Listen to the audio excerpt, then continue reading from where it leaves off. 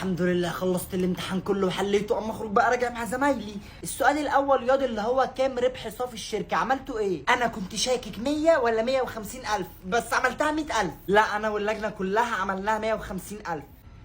ايه ده 9 مليون؟ السؤال بقى اللي هو 2 على 1 جذر 5 أس 2، عملته ايه؟ 14 أس 1. صح، وانا عملتها 14 أس 1 عشان الاتنين على الواحد. 2 على 1 مش رجولة؟ طب السؤال بتاع المعادلة بقى، اخترت ألف ولا ب ولا ج؟ أنا اخترت المعادلة ج، وأنا اخترت المعادلة ألف. هي فين المعادلة دي؟ آخر سؤال بقى وأهم سؤال، الرسم البياني، عرفت ترسمه؟ طبعا دي أهم حاجة، ده أنا الرسمة لوحدها خدت معايا ساعة ونص، أنا طلع عيني عقبال ما رسمتها. إيه ده؟ خالد أهو، إيه يا خالد رسمت الرسمة ولا لأ؟ وريني.